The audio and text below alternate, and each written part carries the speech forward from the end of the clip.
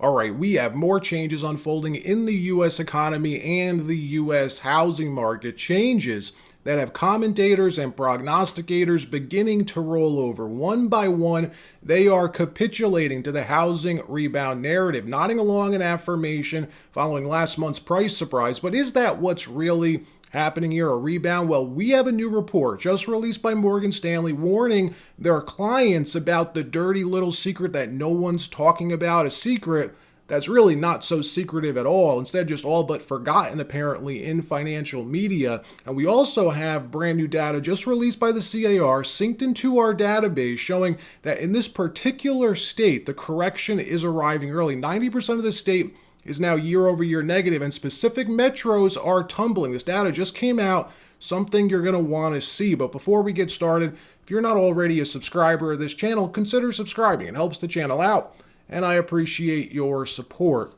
So today is the day, the start of Jackson Hole, the Jackson Hole Conference, an event that has everyone's attention captured. And speaking of capturing your attention, anyone watched the debates last night? Rowdy evening, rowdy crowd. One thing that you gotta love if you did in fact watch, regardless of political affiliation, is the ability for free flow of ideas in that party. Candidates able to disagree, not being afraid to sway from the establishment line, at least some of them. It's refreshing to see, but I digress. So today is the first day of Jackson Hole, where Jerome Powell will be speaking, and the market is watching this closely to get a sense, a gauge of where he's at, specifically if he's going to deviate from the higher for longer position or double down. Let me be clear. We want to see the latter, as sentiment from investors to banks and just about everyone is that what we are dealing with right now is all just temporary. That if we wait it out just a few more months, 3 months, 6 months, maybe a year, that everything just goes back to normal. That is not what we want. Investors, home buyers, and most importantly, home sellers need to wrap their minds around the fact that this is the new normal for the foreseeable future, that the Fed is not planning to revert to quote unquote normal 0% interest rates. It's not happening. It will not happen in the next 6 months or the next year or even the next 2 years, because this sentiment is starting to cause stubbornness to bake into the system. Homeowners are still very hesitant to sell right now, not wanting to lose their current rate and believing, because of articles like these you see every day, teasing that they're about to pivot days away from the end of this cycle. And as true as that may be, that the Fed is in the later stages of their tightening strategy, it doesn't mean that we're going to see rates fall back to where they were 18 months ago. Based off the Fed's own plan, folks, where the FOMC members themselves are forecasting rates will be, you could see it on their dot plot here, we're looking at years before rates fall back to what we would all consider low. And that's not a bad thing. It's a good thing. Higher rates with the combination of QT is the Fed's solution to try to resolve the imbalances that currently exist. So if you're a home buyer debating when to make the move, realize right now is a bad time to buy. Obviously, the housing market's never been this unaffordable. You could see it on this chart, but the good news, and there is good news here, is it's going to get better. The dirty little secret is that we're going to see a correction. We have to. It's unavoidable, because what we have at the moment, more than just an unaffordable housing market, is the law of physical attraction. We have high rates coupled with high home prices. These two things don't go together. They are opposites. Opposites do not attract. They are opposing forces, like trying to push two magnets together. It's a universal law. High interest rates deflate asset prices. Lower interest rates inflate asset prices. And you get some people, predominantly realtors or entities, that have a monetary incentive to push a counter narrative that say home prices won't correct, can't correct.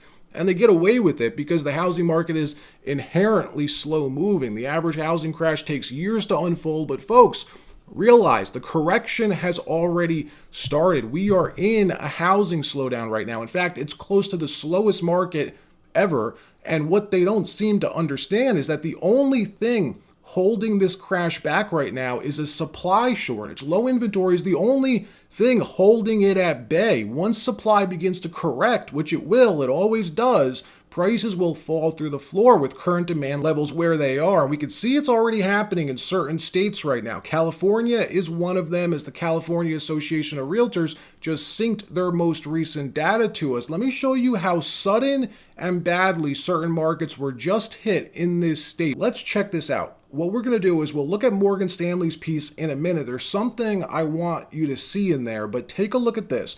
What we're looking at is the newest median home price numbers coming out of the state of California, just released and sent over to us by the California Association of Realtors, the CAR. The first thing to point out is that these are for last month, obviously, the month of July, the last month in the spring selling season, which is the time of year when home prices rise. Well, look at this state. 3 more counties just fell year over year negative last month, and a few of them stand out like a sore thumb. Look at Santa Barbara County.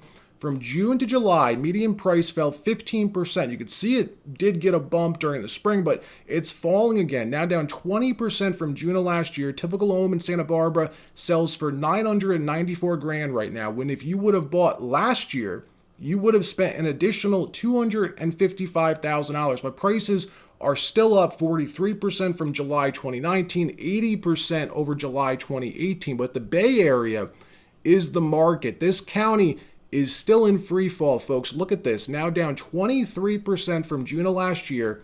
It's a price reduction of $440,000 in a single year.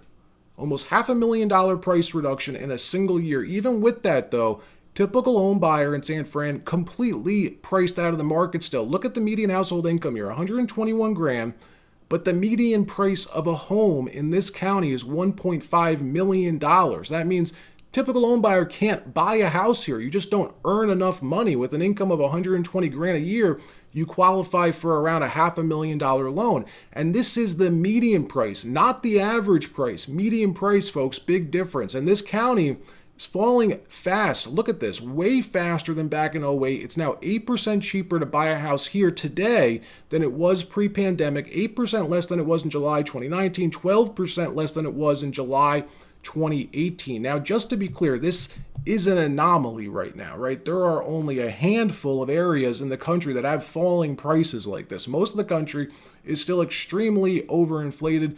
But according to this new Morgan Stanley piece that they put out a few weeks ago, that may soon be changing. Here's the report. They write, the majority of outstanding mortgages today were either originated or refi during 2020-2021, a period when prevailing mortgage rates fell to as low as around 2.8%. As a result, only around 1% of borrowers are currently in the money to refinance at prevailing market rates, which are in the 7% range, which means refis are off the table. You could see how this happened here. Look at this chart. The period when the Fed cut rates to zero really screwed the pooch here, folks. And here's the thing. A lot of people use their home to subsidize their lifestyles. They refi their mortgage every few years, take the cash out of their home tax-free. It's legal to do. Others use it as a fallback of sorts. If you lose your job, worst case, you can refi to get by, right? Well, that option's all but disappeared. Morgan Stanley writes that they expect origination volume to remain low for years. Here's what they say. Long-end rates need to come down significantly in order to create an incentive for existing borrowers to refi their mortgages. And lending standards are still tightening. After a 72% decline in mortgage refi volumes over the last 2 years, we're looking for another 66% decline this year. We're also looking for a 20% further decline in purchase volumes this year. Altogether, we're looking for mortgage origination volumes to decline 34% in 2023. That's after 2022's 48% decline. What this means is as the economy continues to slow and fall into recession, which we may already be in recession, by the way, because recessions always start from revisions. 3 months after GDP numbers get released, they release the revisions. It's what happened during the meltdown in 08. Nobody knew we were in a massive recession then. Then the revisions drop, and suddenly you've been in a recession the entire time, and that's likely what'll happen this time as well. Once it does, and the Fed gets the higher unemployment that they've been waiting for, we're likely going to see many homeowners who are in the unfortunate position where they need to list their home. All right, if you enjoyed this video, got something out of it, press the like button. If you didn't, that's all right too. Press the dislike button. Either way, I appreciate you watching.